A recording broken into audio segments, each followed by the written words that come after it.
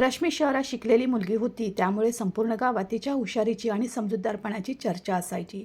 दुसरीकडे धाकटी सून अनुराधा अगदी साधी गावाकडची मुलगी होती. ती शिकलेली नव्हती, पण तिचे मन खूप साफ होते. तिला घरातील सर्व कामे येत होती, पण अनेकदा नकळत तिच्याकडून चुका व्हायच्या. सासू राधाबाई आणि नणंद रोहिणी नेहमी याच गोष्टीचा फायदा घेण्याचा प्रयत्न करायच्या. त्यांना वाटायचे की जर दोन्ही सुनांमध्ये फूट पडली तर घरावर सत्ता त्यांचीच राहील. पण त्यांना काय माहीत होते की देवाने या दोन्ही सुनांमध्ये असे नाते बनवले होते जे कोणतीही युक्ती सहज तोडू शकत नव्हती. त्या दिवशी सकाळी सकाळी अनुराधा घाईघाईत स्वयंपाकघर स्वच्छ करत होती. घाबरगुंडीत तिच्या हातातून तुपाचा पूर्ण डबा खाली पडला. सगळे तूप मातीत पसरले. राधाबाईंनी जसे हे पाहिले त्यांचा चेहरा रागाने लाल झाला.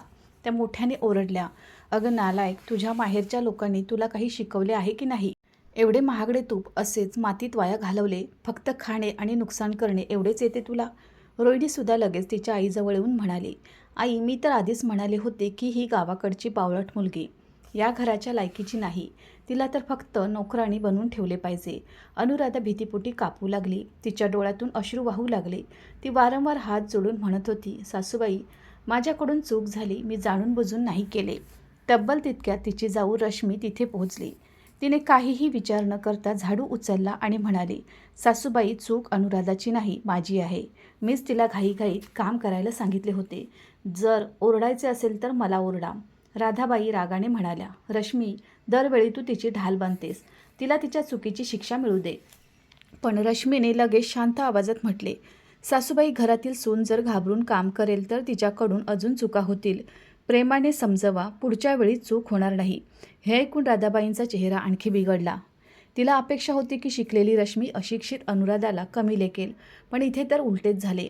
अनुराधा ढसाढसा रडू लागली. तिने रश्मीचे पाय धरले आणि म्हणाली, "ताई, माझ्यामुळे तुम्हाला बोलणी खावी लागत आहेत." रश्मीने तिला लगेच उठवले, जवळ घेतले आणि तिचे अश्रू पुसत म्हणाली, "वेडे, आपण दोघी याच घराच्या सुना आहोत. आज तुझी चूक आहे तर उद्या माझीही असू शकते. आपण एकमेकांची साथ नाही दिली तर कोण देईल?" अनुराधा फक्त रडत राहिली. तिच्या मनात त्या दिवसापासून रश्मीसाठी आईसारखा आदर निर्माण झाला. काही दिवसानंतर राधाबाई आणि रोहिणीने नवीन डाव आखला. त्यांनी जाणून बुजून कपाटातील सोन्याच्या जुन्या बांगड्या दुसऱ्या ठिकाणी लपून ठेवल्या आणि संपूर्ण घरात गोंधळ घातला. राधाबाई मोठ्याने रडू लागल्या, "अरे देवा, माझ्या बांगड्या चोरीला गेल्या. घरात बाहेरचे कोणी आले नाही, म्हणजे चोर घरातीलच आहे." रोहिणी लगेच म्हणाली, "आई, मला तर अनुराधा वहिनीवरच पूर्ण संशय आहे. माहेरून काही आणले नाही म्हणूनच चोरी केली असेल." हे ऐकताच अनुराधाच्या पायाखालची जमीन सरकली. ती रडत म्हणाली, "सासूबाई, मी तुमच्या बांगड्या नाही घेतल्या. मी गरिबाची मुलगी आहे, पण चोर नाही." तेव्हा रश्मी समोर आली. तिने फक्त विश्वासाने सांगितले, "अनुराधा असे कधीच करू शकत नाही. आधी संपूर्ण घरात व्यवस्थित शोधा, मग कोणावर आरोप करा." नणंद टोमणा मारत म्हणाली, "तुला तर तिची वकिली करायचीच आहे." पण रश्मी न घाबरता प्रत्येक खोलीत शोधू लागली. थोड्या वेळानंतर त्या बांगड्या राधाबाईच्या जुन्या पेटीत सापडल्या, जिथे त्या स्वतः राधाबाईंनी लपवल्या होत्या. एका क्षणासाठी संपूर्ण घर शांत झाले. राधाबाईंच्या चेहऱ्याचा रंग उडाला, पण स्वतःची चूक मानण्याऐवजी तिने विषय बदलला. अनुराधा गप्प उभी राहिली, पण तिच्या डोळ्यात यावेळी दुःखापेक्षा स्वतःच्या जावेसाठी आदर जास्त होता. तिने मनाशी पक्के ठरवले की ज्याप्रमाणे रश्मी प्रत्येक कठीण प्रसंगात तिच्या पाठीशी उभी राहते, त्याचप्रमाणे ती सुद्धा तिच्या जावेची साथ कधीच सोडणार नाही. संध्याकाळी जेव्हा दोन्ही सुना घराच्या मागच्या अंगणात कपडे वाळत घालत होत्या, तेव्हा अनुराधाने हळूच रश्मीचा हात धरला. तिच्या डोळ्यात अश्रू होते. ती म्हणाली, "ताई, मी जास्त शिकलेली नाही, मला जगाची समजसुद्धा कमी आहे, पण आजपासून मी तुम्हाला माझी मोठी बहीण मानणार. जर कधी कोणी तुमच्याकडे बोट दाखवेल तर सर्वात आधी मी त्याच्यासमोर उभी राहीन. मग संपूर्ण जग आपल्या विरोधात का उभे राहीना? मी तुमची साथ कधीच सोडणार नाही." रश्मीचेही डोळे भरून आले. तिने अनुराधाला मिठी मारली आणि म्हणाली, "आणि मी सुद्धा तुला कधी एकटे सोडणार नाही. लोक नाते रक्ताने बनवतात, पण आपण आपले नाते विश्वासाने बनवू.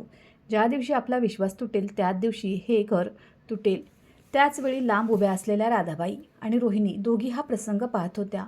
दोघांच्या चेहऱ्यावर राग साफ दिसत होता. रोहिणी दात ओठ खात म्हणाली, "आई, या दोघी तर आधीपेक्षा जास्त एक झाल्या आहेत. आता काय करायचे?" राधाबाईंच्या डोळ्यात कपट उतरले. तिने हळू आवाजात म्हटले, "अजून तर खेळ सुरू झाला आहे. मी अशी चाल चालेन की या दोघी एकमेकांचे तोंडसुद्धा पाहू इच्छिणार नाहीत. जर या घरावर राज्य करायचे असेल तर आधी या दोघींची एकता कोणत्याही परिस्थितीत तोडावीच लागेल. पुढच्या काही दिवसांपर्यंत घरातील वातावरण वरून अगदी सामान्य दिसत होते. पण आतल्या आत राधाबाई आणि रोहिणीची अस्वस्थता सतत वाढत होती. त्यांना दररोज हे पाहून जळफळाट व्हायचा की रश्मी आणि अनुराधा यांच्यातील नाते आधीपेक्षाही अधिक मजबूत होत चालले आहे. सकाळी दोघी मिळून संपूर्ण घराचे काम करायच्या, दुपारी एकमेकींना जेवण भरवायच्या, संध्याकाळी अंगणात बसून सुख दुःख वाटून घ्यायच्या आणि रात्रीसुद्धा जेव्हा सगळे झोपायचे तेव्हा एकमेकींची चौकशी केल्याशिवाय झोपत नसत. संपूर्ण गावात आता लोक त्यांचे उदाहरण देऊ लागले होते. कुणी म्हणायचे, आजपर्यंत आम्ही जावाजावांना एकमेकींच्या शत्रू बनताना पाहिले होते, पण या दोघांसारख्या बहिणी पहिल्यांदाच पाहत आहोत. हीच गोष्ट राधाबाई आणि रोहिणीला सर्वात जास्त टोचत होती. त्यांना वाटत होते की जर दोन्ही सुनांचा हाच प्रभाव वाढत राहिला तर एक दिवस घरातील सगळे निर्णयसुद्धा त्या दोनच घेऊ लागतील आणि त्यांचे महत्त्व संपून जाईल. म्हणून दोघांनी मिळून अशी चाल चालण्याचे ठरवले जी थेट त्यांच्या विश्वासावर वार करेल. एके दिवशी सकाळी राधाबाईंनी जाणून बुजून आपली सोन्याची पातळ साखळी काढून रश्मीच्या खोलीतील कपाटाच्या मागे लपून ठेवली.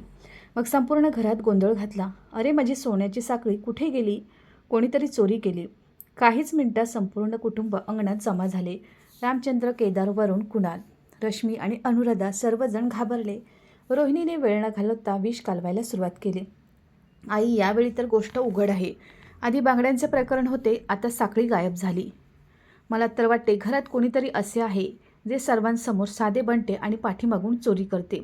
एवढे सांगून तिने मोठ्या चाणाक्षपणे आपले बोट रश्मीकडे गेले. हे पाहून अनुराधाचे रक्त खवळले. ती लगेच रोहिणीसमोर येऊन म्हणाली, ताईबद्दल एक शब्दही चुकीचा बोलू नका. ज्यांनी मला माझ्या लहान बहिणीपेक्षा जास्त मानले त्या चोरीसारखी हलकी हरकत कधीच करू शकत नाही.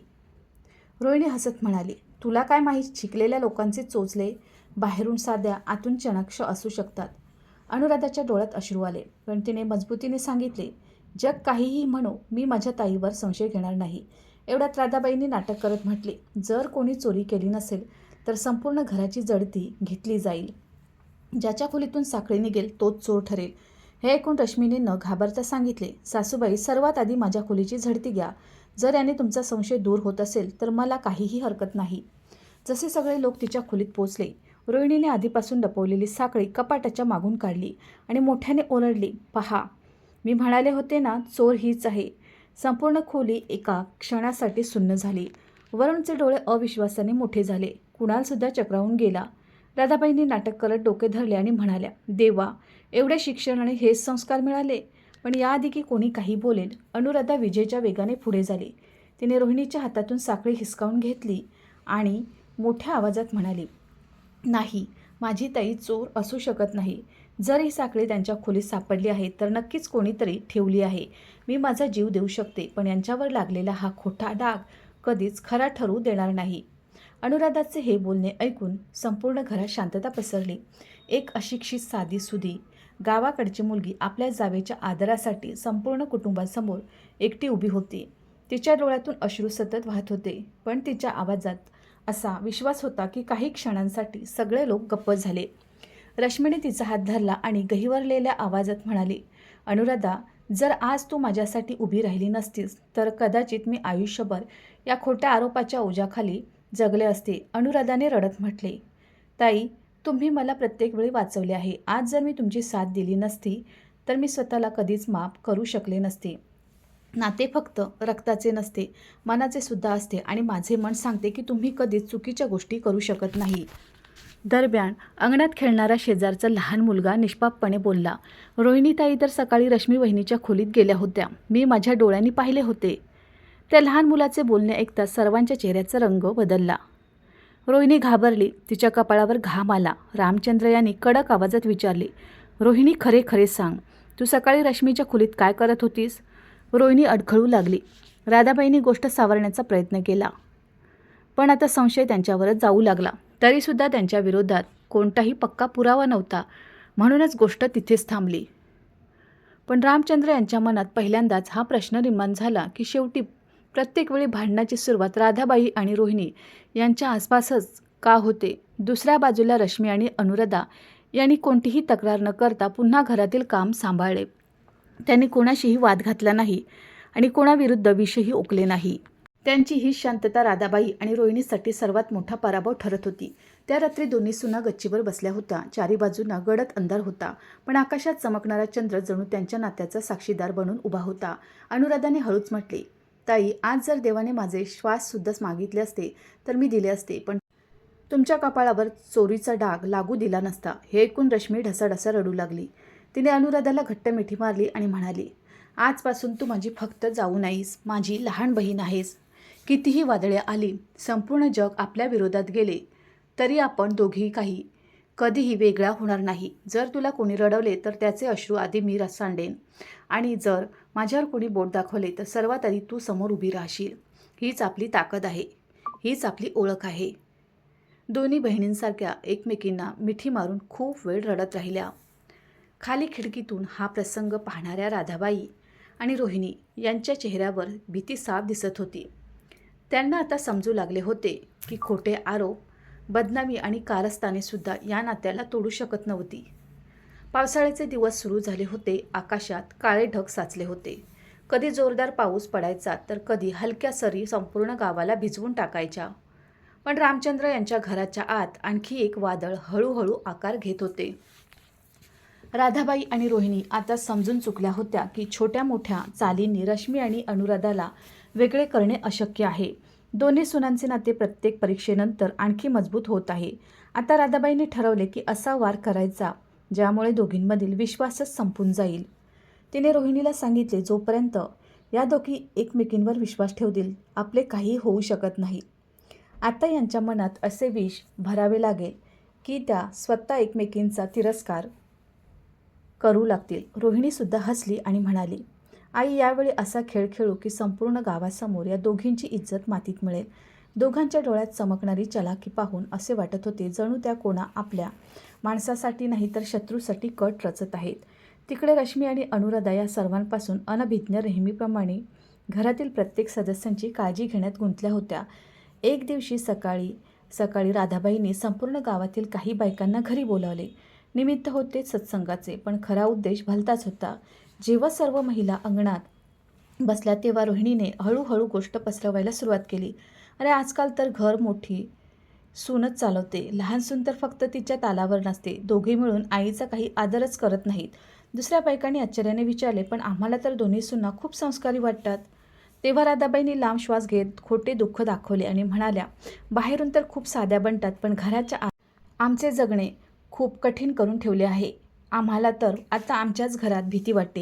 हे ऐकून काही बायका कुजबूज करू लागल्या. थोड्याच वेळात हे खोटे संपूर्ण गावात पसरू लागले की रामचंद्र यांच्या घरच्या दोन्ही सुना खूप घमेंडी झाल्या आहेत. संध्याकाळपर्यंत ही गोष्ट रश्मी आणि अनुराधाच्या कानापर्यंत सुद्धा पोचली. अनुराधाच्या डोळ्यात अश्रू आले. ती म्हणाली, ताई, आम्ही तर कधी कोणाचे वाईट नाही केले, मग लोक आमच्याबद्दल एवढे वाईट का बोलत आहेत? रश्मीने तिच्या डोक्यावरून हात फिरवत म्हटले, अनुराधा, सत्याला कधी स्पष्टीकरणाची गरज नसते. जे लोक आपल्याला ओळखतात ते कधीही या खोट्या गोष्टींवर विश्वास ठेवणार नाहीत. आपल्याला आपला रस्ता बदलायचा नाही. पण राधाबाई आणि रोहिणी इथेच थांबल्या नाहीत. 2 दिवसानंतर गावातील मंदिरात मोठ्या महाप्रसादाचे आयोजन होते. संपूर्ण गावाची जबाबदारी रामचंद्र यांच्या कुटुंबावर होती.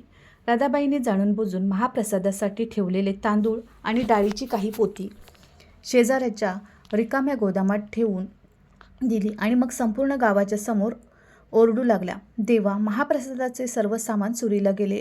आता संपूर्ण गावात आपलं नाक कापलं जाईल. बघता बघता गावातील लोक जमा झाले. रोहिणीने वेळ न घालवता सांगितले, आई, महाप्रसादाची जबाबदारी तर रश्मी आणि अनुराधाकडे होती. जर सामान गायब झाले आहे तर उत्तरसुद्धा याच दोघींना द्यावे लागेल. हे ऐकून काही लोकांनी संशयी नजरेने दोन्ही सुनांकडे पाहिले. अनुराधाचा चेहरा भीतीने पांढरा पडला. तिने कापऱ्या आवाजात म्हटले, आम्ही काहीही नाही केले. तेव्हा रश्मी पुढे आली आणि म्हणाली, जर चूक आमची आहे तर शिक्षासुद्धा आम्हालाच मिळेल, पण पुरावा नसताना आम्हाला दोषी ठरवू नका. आम्ही दोघी आता संपूर्ण गाव शोधून काढू, पण सत्य समोर आणूनच परतू. एवढे सांगून दोन्ही सुना काहीही न खाता पिता पावसात बाहेर पडल्या. जोरदार पाऊस पडत होता. रस्ते चिखलाने भरले होते, पण दोघींनी हार मानली नाही. कित्येक तास प्रत्येक गल्ली आणि प्रत्येक गोदामात त्या शोधत राहिल्या. त्यांचे कपडे भिजले होते, पायांना चिखल लागला होता, पण त्यांचे पाऊल थांबले नाही. अखेर गावाच्या टोकाला असलेल्या जुन्या गोदामात त्यांना ती सर्व पोती ठेवलेली सापडली. दोघींनी गावकऱ्यांच्या मदतीने सर्व सामान परत मंदिरात पोहोचवले. जेव्हा लोकांनी पाहिले की ज्या सुनांवर चोरीचा संशय घेतला जात होता त्या स्वतःचा जीव धोक्यात घालून महाप्रसाद वाचवण्यात गुंतल्या होत्या, तेव्हा सर्वांची मान लाजेने खाली झुकली. महाप्रसाद यशस्वीपणे पूर्ण झाला. संपूर्ण गावाने रश्मी आणि अनुराधाचे मनापासून कौतुक केले. गावातील वृद्ध लोक उभे राहून म्हणाले, आज आम्ही आमच्या डोळ्यांनी पाहिले की या दोन्ही सुना नाही, या गावाच्या लेकी आहेत. ज्यांच्या मनात कपट असते त्या पावसात आणि चिखलात तास आपली इज्जत वाचवायला धावत नाहीत. या दोघी तर संपूर्ण गावाचा मान वाचवायला निघाल्या होत्या. हे ऐकून राधाबाई आणि रोहिणीच्या चेहऱ्यावरची पळापळ पाहण्यासारखी होती. त्यांची सर्व योजना उलटी पडली होती. आता गावातील लोकसुद्धा समजू लागले होते की दरवेळी आरोप सुनांवर लागतात, पण शेवटी सत्य त्यांच्याच बाजूने निघते. रामचंद्र पहिल्यांदा सर्वांसमोर बोलले, आज मला माझ्या दोन्ही सुनांवर अभिमान आहे. ज्या घरात अशा लेकी असतील त्या घराची मान कधीच झुकू शकत नाहीत. हे ऐकून राधाबाईंच्या चेहऱ्यावर मजबुरीचे हसू आले, पण त्यांच्या आत जळफळाटाची आग आणखी भडकली. तिला वाटू लागले की जर आतासुद्धा काही केले नाही तर एक दिवस संपूर्ण कुटुंबसुद्धा सुनांच्या पाठीशी उभे राहील. त्या रात्री रश्मी आणि अनुराधा आपल्या खोलीत बसल्या होत्या. दिवसभराच्या पळापळीने दोघांच्या पायांना सूज आली होती. पावसात भिजल्यामुळे दोघांना तीव्र तापसुद्धा आला होता, पण दोघींच्या चेहऱ्यावर एक वेगळी शांतता होती. अनुराधाने रश्मीचा हात धरत म्हटले, ताई, आज जर तुम्ही माझी साथ सोडली असती तर संपूर्ण गाव आम्हाला चोर समजले असते, पण तुम्ही एकदाही माझा हात सोडला नाही. रश्मीचे डोळे भरून आले. तिने हसत म्हटले, अनुराधा, नाते सुखात नाही दुःखात ओळखले जाते. जर कठीण प्रसंगात आपण एकमेकांची साथ सोडली तर मग या नात्याचा अर्थच काय उरेल. आज देवाने पुन्हा सिद्ध केले की खोटे कितीही मोठे असले तरी सत्यापेक्षा जास्त वेळ टिकू शकत नाही. दोघींनी एकमेकींचा हात घट्ट धरून ठेवला. राधाबाई आणि रोहिणीची प्रत्येक चाल सतत अपयशी ठरत होती. आतापर्यंत त्यांनी खोटे आरोप लावले होते, बदनामी पसरवली होती, संपूर्ण गावाच्या समोर दोन्ही सुनांना लाजिरवाणे करण्याचा प्रयत्न केला होता. पण प्रत्येक वेळी रश्मी आणि अनुराधाचे नाते आधीपेक्षाही अधिक मजबूत होऊन समोर यायचे. ही गोष्ट राधाबाईंच्या अहंकाराला आतल्या आत खात होती. एक रात्र जेव्हा संपूर्ण घर झोपले होते तेव्हा राधाबाई आणि रोहिणी अंगणाच्या कोपऱ्यात बसून कुजबुजत होत्या. रोहिणी रागाने म्हणाली, आई, आता तर गावकरीसुद्धा आपले ऐकत नाहीत.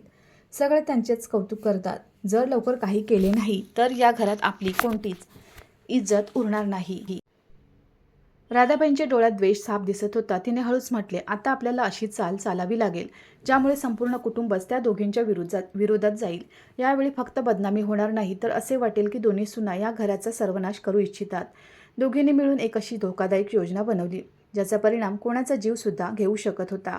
त्यांना याची काहीही पर्वा नव्हती, कारण त्यांच्या मनात नात्यापेक्षा स्वतःच्या जिद्दीचा ध्यास होता. पुढच्याच दिवशी घरात मोठ्या प्रमाणावर पूजा आयोजित केली होती. संपूर्ण गावातील लोक येणार होते. स्वयंपाकघरात निरनिराळे पदार्थ बनत होते. रश्मी आणि अनुराधा सकाळपासून न थांबता काम करत होत्या. दोघींनी मिळून संपूर्ण घर सजवले, पाहुण्यांच्या बसण्याची व्यवस्था केली आणि प्रसादाची तयारी सुद्धा सांभाळली. तिकडे राधाबाईंनी संधी साधून स्वयंपाकघरात ठेवलेल्या मोठ्या गॅस सिलेंडरचा रेग्युलेटर हलकासा सैल केला, जेणेकरून हळूहळू गॅस गळत राहील. मग ती गप्पपणे बाहेर आली, जणू तिला काही माहीतच नाही. थोड्या वेळानंतर संपूर्ण स्वयंपाकघरात गॅस पसरू लागला. पण कामात व्यस्त असलेल्या दोन्ही सुनांना याचा अंदाज आला नाही. तेव्हा रोहिणी जाणून बुजून मोठ्याने म्हणाली, वहिनी, लवकर शेगडी पेटवा, पाहुणे येणार आहेत. जशी अनुराधा काडीपेटी उचलणार होती, रश्मीला अचानक गॅसचा हलकासा वास आला. तिने लगेच अनुराधाचा हात धरला आणि मोठ्याने ओरडली, थांब, काडीपेटी पेटवू नकोस. पण त्याच वेळी बाहेरून जोराचा वाऱ्याचा झोत आला आणि शेजारी ठेवलेला दिवा खाली पडला. बघता बघता स्वयंपाकघरात आग भडकली. चारी बाजूंना पळापळ सुरू झाली. घरातील लोक घाबरले. कोणाला समजत नव्हते की काय करावे. आग एवढी तीव्र होती की रश्मी मध्ये स्वयंपाकघरात अडकली. धुरामुळे तिला काहीही दिसत नव्हते. बाहेर उभे असलेले लोक फक्त ओरडत होते. वरुण आणि कुणाल आत जाण्याचा प्रयत्न करत होते, पण आगीच्या ज्वाला त्यांना मागे लोटत होत्या. तेव्हा एक क्षणही विचार न करता अनुराधा धावत आगीच्या मध्ये शिरली. सगळे लोक ओरडले, अनुराधा जाऊ नकोस, पण तिला स्वतःच्या जीवाची काही पर्वा नव्हती. तिच्यासाठी त्यावेळी फक्त तिच्या जावेचा जीव महत्त्वाचा होता. धुराने तिचे डोळे जळत होते, हात भाजत होते, पण ती रश्मीपर्यंत पोचली. तिने आपला पदर रश्मीच्या चेहऱ्यावर ठेवला आणि तिचा हात धरून म्हणाली, ताई, मी तुम्हाला काही होऊ देणार नाही. जर आज तुम्हाला काही झाले तर मी सुद्धा जिवंत राहणार नाही. रश्मी रडत म्हणाली. अनुराधा, तू बाहेर निघ, मी नाही वाचू शकणार. पण अनुराधाने तिचे काही ऐकले नाही. तिने पूर्ण ताकद लावून रश्मीला धक्का दिला आणि दरवाजाच्या दिशेने लोटले. बाहेर उभ्या असलेल्या वरुण आणि कुणालने रश्मीला पकडले, पण त्याच वेळी जळत्या लाकडाचा एक मोठा तुकडा अनुराधाच्या खांद्यावर पडला. ती वेदनेने किंचाळली आणि तिथेच बेसावध होऊन पडली. हे दृश्य पाहून संपूर्ण घर शून्य झाले. कुणाल आपल्या पत्नीला अनुराधाला आगीतून बाहेर काढताना ढसाढसा रडू लागला. वरुणने आपली पत्नी रश्मीला छातीशी धरले. रश्मीची अवस्था अशी होती की ती वारंवार फक्त एकच गोष्ट म्हणत होती, माझ्या बहिणीला वाचवा, देवासाठी माझ्या अनुराधाला वाचवा. तिने माझा जीव वाचवण्यासाठी स्वतःचा जीव पणाला लावला. गावातील लोकसुद्धा धावत आले. सर्वांच्या डोळ्यात अश्रू होते. रामचंद्र यांनी कापऱ्या हातांनी अनुराधाचे डोके आपल्या मांडीवर ठेवले. पहिल्यांदाच त्यांच्या डोळ्यातून आपल्या धाकट्या सोनेसाठी अश्रू निघाले. ते रडत म्हणाले, बाळ, डोळे उघड. तू तर आज सिद्ध केलेस की तू सून नाही, या घराची लक्ष्मी आहेस. गावातील लोकसुद्धा एका आवाजात म्हणू लागले, ज्या सुनेने आपल्या जावेसाठी आगीत उडी घेतली तिच्या मनात कपट नाही, फक्त प्रेम असू शकते. अशा जावाजावांचे नाते देवसुद्धा तोडू शकत नाही. रुग्णालयात कित्येक तासांपर्यंत अनुराधावर उपचार सुरू होते. तिचे हात आणि खांदे वाईट रीतीने भाजले होते. रश्मी संपूर्ण वेळ रुग्णालयाच्या बाहेर देवाचा धावा करत होती. तिने अन्न खाल्ले नाही, पाणीसुद्धा प्यायले नाही. तिच्या डोळ्यातून अश्रू थांबायचे नाव घेत नव्हते. ती वारंवार देवाला म्हणत होती, हे ईश्वरा, जर कोणाची परीक्षा घ्यायची असेल तर माझी घे, पण माझ्या लहान बहिणीला बरे कर. तिने माझा जीव वाचवण्यासाठी स्वतःचा जीव धोक्यात घातला. तिच्याशिवाय मी या घरात एक क्षणही राहू शकणार नाही. हे सर्व पाहून तिथे उपस्थित डॉक्टर आणि परिचारिकासुद्धा भावूक झाल्या. तिकडे रुग्णालयाच्या कोपऱ्यात उभ्या असलेल्या राधाबाई आणि रोहिणी पहिल्यांदाच भीतीने कापत होत्या. त्यांना जाणीव होऊ लागली की त्या आगीला त्यांनी दोन्ही सुनांचे नाते जाळण्यासाठी लावले होते. त्याच आगीने संपूर्ण गावाच्या समोर त्यांचे प्रेम, त्याग आणि समर्पण अमर करून टाकले. रुग्णालयाच्या बाहेर संपूर्ण रात्र कोणीही डोळ्यांची पापणी सुद्धा मिटली नाही. रामचंद्र, वरुण, कुणाल, रश्मी आणि गावातील अनेक लोक बसून राहिले. गावात वाईट अवस्था रश्मीची होती. ती रुग्णालयाच्या अतिदक्षता विभागाच्या बाहेर जमिनीवर बसून सतत देवाचा धावा करत होती. तिचे डोळे रडून रडून सुजले होते, ओठ सुकले होते, पण तिच्या तोंडातून वारंवार फक्त एकच गोष्ट निघत होती, हे देवा, माझ्या बहिणीला बरे कर. तिच्याऐवजी जर मला या वेदना सहन कराव्या लागल्या तर मी तयार आहे. तिने माझा जीव वाचवण्यासाठी स्वतःचा जीव पणाला लावला. मी तिच्याशिवाय जगू शकत नाही. हे ऐकून तिथे उपस्थित असलेल्या प्रत्येक व्यक्तीचे डोळे पाणावत होते. थोड्या वेळानंतर डॉक्टर बाहेर आले आणि म्हणाले, घाबरू नका, आता धोका टळला आहे. हात आणि खांदे वाईट रीतीने भाजले आहेत, पण वेळेवर उपचार मिळाल्यामुळे त्यांचा जीव वाचला आहे. एवढे ऐकताच रश्मी देवाच्या समोर हात जोडून ढसाढसा रडू लागली. तिने जमिनीवर डोके टेकवले आणि म्हणाली, धन्यवाद देवा, माझ्या बहिणीला माझ्याकडून हिरावून घेऊ नकोस. दुसऱ्या बाजूला कुणाल आपल्या पत्नीला पाहून रडत होता. त्याला पहिल्यांदाच जाणीव झाली की त्याची पत्नी फक्त त्याची जीवनसंगिनीच नाही, तर संपूर्ण कुटुंबातील सर्वात मजबूत दुवा आहे. तसेच राधाबाई आणि रोहिणीच्या चेहऱ्यावरही भीती साफ दिसत होती. त्यांना वाटत होते की आता जर सत्य समोर आले तर त्यांचा वर्षापासून बनवलेला खोट्याचा महाल एका क्षणात कोसळून पडेल. कशाने तरी रामचंद्र यांनी समजून गेले की हे सर्व राधाबाई आणि रोहिणीचेच कारस्थान आहे. रामचंद्र यांच्या पायाखालची जमीन सरकली. त्यांचे हात कापू लागले. त्यांना विश्वास बसत नव्हता. ज्या लोकांना त्यांनी नेहमी घराची प्रतिष्ठा मानले तेच आपल्याच घराच्या सुनांना संपवण्याचा कट रचत होते. त्यांनी रागाने आणि वेदनेने कापऱ्या आवाजात म्हटले, राधा, मी आयुष्यभर तुझ्यावर विश्वास ठेवला, पण तू तुझ्याच घराच्या लेकींचा जीव घेण्याचा प्रयत्न केलास. तू फक्त सुनांशी नाही, संपूर्ण कुटुंबांच्या विश्वासाशी प्रतारणा केली आहेस. राधाबाई आणि रोहिणीकडे आता कोणतेही उत्तर नव्हते. दोघी मान खाली घालून उभ्या राहिल्या. त्यांचे खोटे संपूर्ण गावाच्या समोर उघडे पडले होते. ही बातमी आगीसारखी संपूर्ण गावात पसरली. काहीच तासात शेकडो लोक रामचंद्र यांच्या घराबाहेर जमा झाले. तेच लोक जे कधी खोट्या अफवा ऐकून सुनांवर संशय घेऊ लागले होते, आज लाजिरवाणे होऊन त्यांच्यासाठी प्रार्थना करत होते. गावातील सर्वात वृद्ध व्यक्तीने सर्वांसमोर सांगितले, आज आपण आपल्या आयुष्यातील सर्वात मोठा धडा शिकलो आहोत. नाते शिक्षण आणि पैशाने नाही, तर विश्वास आणि त्यागाने बनतात. एका बाजूला सखी आई आणि नणंद होत्या, ज्यांनी आपले घर तोडण्याचा प्रयत्न केला, आणि दुसऱ्या बाजूला जावा होत्या, ज्यांनी एकमेकींसाठी स्वतःचा जीवसुद्धा पणाला लावला. आजपासून या गावात जर कोणी जावाजावांचे उदाहरण देईल तर ते रश्मी आणि अनुराधाचे नाव घेईल. संपूर्ण गावाने टाळ्या वाजवल्या, पण त्या टाळ्यांमध्ये आनंदापेक्षा पश्चाताप जास्त होता. लोकांनी पुढे होऊन रश्मी आणि अनुराधाची माफी मागितली की त्यांनी कधी त्यांच्या सत्यावर संशय घेतला होता. त्या दिवसानंतर कोणाचीच हिंमत झाली नाही की त्या दोन्ही सुनांबद्दल एकही वाईट शब्द बोलू शकेल. त्यांची एकता फक्त कुटुंबासाठी नाही तर संपूर्ण गावासाठी प्रेरणा बनली होती. काही दिवसानंतर अनुराधा रुग्णालयातून घरी परतली. तिच्या हातावर पट्ट्या बांधलेल्या होत्या आणि चालायला सुद्धा तिला त्रास होत होता. जशी ती घराच्या अंगणात पोहोचली, रश्मी धावत तिच्याजवळ आली आणि तिला मिठी मारून एवढ्या जोराने रडू लागली की तिथे उभा असलेला प्रत्येक व्यक्ती भावूक झाला. अनुराधा, तू माझ्यासाठी जे केले आहे त्याचे देणे मी 7 जन्मातसुद्धा फेडू शकत नाही. अनुराधा हसली. तिच्या चेहऱ्यावर वेदना होत्या पण मनात समाधान होते. तिने हळूच म्हटले, ताई, जर त्या दिवशी तुम्हाला काही झाले असते तर मी आयुष्यभर स्वतःला माफ करू शकले नसते. तुम्ही मला नेहमी आदर दिला, प्रत्येक कठीण प्रसंगात माझी साथ दिली. मी तर फक्त माझे कर्तव्य बजावले आहे.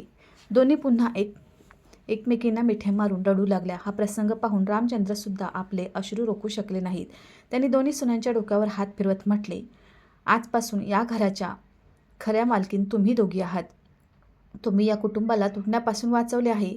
तुम्ही दोघींनी मला शिकवले की सून परकीय नसते. जर त्यांना लेकीचा मान दिला तर त्या संपूर्ण कुटुंबाची ढाल बनतात. वेळ निघून गेला. राधाबाई आणि रोहिणीला आपल्या कृत्याचा तीव्र पश्चाताप होऊ लागला. त्यांनी संपूर्ण कुटुंब आणि गावकऱ्यांसमोर मान खाली घालून स्वतःची चूक मान्य केली. रश्मी आणि अनुराधाने बदला घेण्याची भावना ठेवण्याऐवजी त्यांना माफ करून टाकले, कारण त्यांचे मान्य होते की द्वेषाने कधीही घरे वाचत नाहीत. घरे बसतात ते प्रेम, त्याग आणि विश्वासाने. त्या दिवसानंतर रामचंद्र यांच्या घरातील वातावरण पूर्णपणे बदलून गेले. जिथे कधी दररोज भांडणे आणि कारस्थाने व्हायची, तिथे आता हसू घुमत होते. संपूर्ण गावात जेव्हा जेव्हा एखाद्या घरात जावाजावांमध्ये कुरबुर व्हायची तेव्हा लोक फक्त एकच गोष्ट म्हणायचे, जर नाते जपणे शिकायचे असेल तर रश्मी आणि अनुराधाकडून शिका. त्यांच्या एकतेपुढे फक्त त्यांचे सासरच नाही तर संपूर्ण गाव आदराने मान झुकवू लागले होते. लोक आता त्यांना घाबरत नव्हते तर त्यांच्या प्रेम, त्याग आणि अतूट विश्वासाचा आदर करत होते. ही त्यांची सर्वात मोठी होती, ज्याने सिद्ध करून दाखवले की जगातील सर्वात मोठी ताकद पैसा, पद किंवा सत्ता नाही तर कुटुंबाला एकत्र बांधून ठेवणारे निस्वार्थ प्रेम असते.